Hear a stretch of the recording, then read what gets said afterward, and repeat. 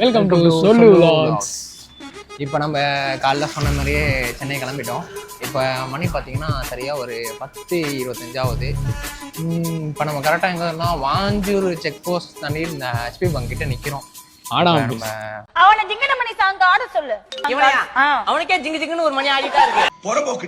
போகிறதுக்கு எப்படினாலும் ஆகிடும், டைம் ஆகிடும். காலைல ஆயிடுமே ரீச் ஆகிடுவோம். போயிட்டு நேராக காலேஜ் போகிற மாதிரி தான் இருக்கும். புடுங்கு அதெல்லாம் ஒரு கணிக்க மாட்டாங்க. நாங்கள் போகிற ஃபஸ்ட்டு ட்ராவல் வீடியோ. ஆமாம், நாங்கள் பெருசாலாம் வந்து எதுவுமே வந்து எடுத்துக்கல. ஒரு 2 ஹெல்மெட் தான் வச்சுருக்கோம். எங்கள் வந்து பைக் ட்ராவல் விளாக்ஸ்லாம் எதுவும் பண்ணல.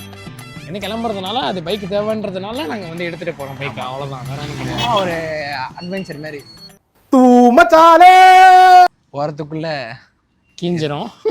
இந்த சிறு பாலகனிடம் எவ்வளவு நகைச்சுவை திறன் இருக்கிறது பாத்தீங்களா?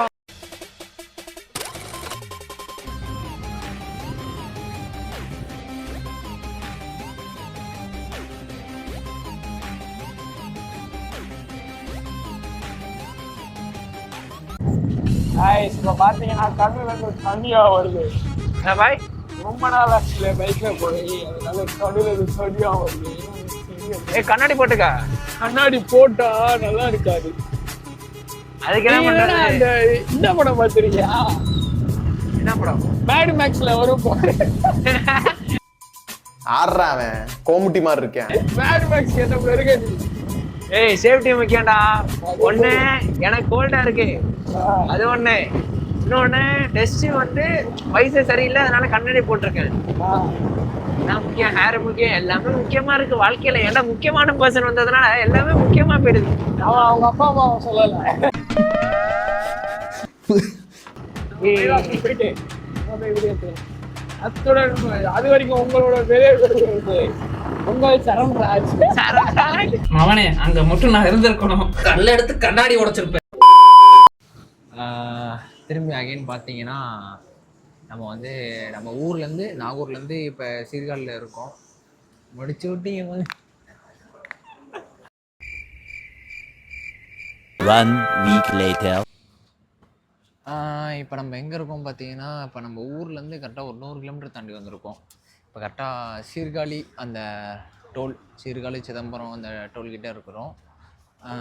இப்போ இன்னும் கரெக்டாக ஒரு 200 கிலோமீட்டர் இருக்குது சென்னைக்கு.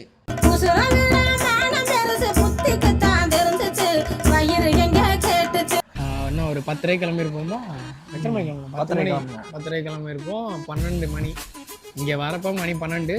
வந்து ஒரு கொஞ்ச நேரம் உட்காந்து டீ எல்லாம் சாப்பிட்டு எல்லாம் முடிச்சிட்டோம். இப்போ இங்கேருந்து கிளம்பி அடுத்த ஸ்டாப் எங்கன்னுலாம் தெரில. மேபி போட்டால் நம்ம கேமராமேனை பார்க்குறதுக்கு போவோம், அவ்வளோதான்.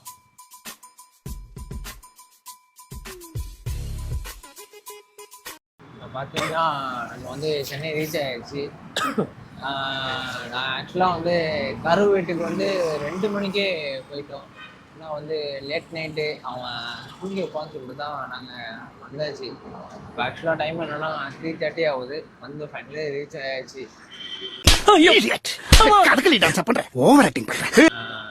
ரொம்ப ஸ்பீடாலாம் வரல. ஒரு ரோட்டில் யாரும் இல்லை, அதனால கொஞ்சம் வந்துட்டோம். அதுதான் லாஸ்ட்டாக வந்துட்டோம். ஆக்சுவலாக 10:30 கிளம்பணும். ஃபைனலி சென்னை ரீச் ஆகிடுச்சு. இப்போ என்னன்னா மைக்கு போய் கொடுக்க போகிறோம்.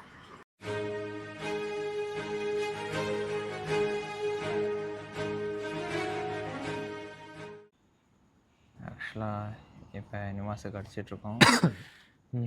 வீட்டுக்கு வந்துட்டோம். ஹலோ வீட்டுக்கு.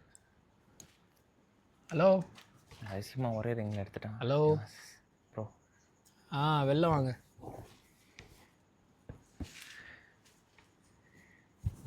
இப்போ என்னண்டா இப்போ நிவாஸ் வர போகிறாரு. இப்போ நிவாஸை நீங்கள் பார்க்க போகிறீங்க. யார் அந்த நிவாஸ்? அவர் இப்போ சட்டை இல்லாமல் வருவார் பாரு.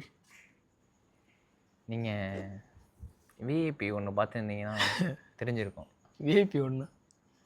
விஐபி ஒன்று தானே பை? புரியல. விஐபி ஒன்றில் தனுஷ் இருப்பார்ல, ஆமாம், அதேமாரி ஒரு யோசிப்பார்.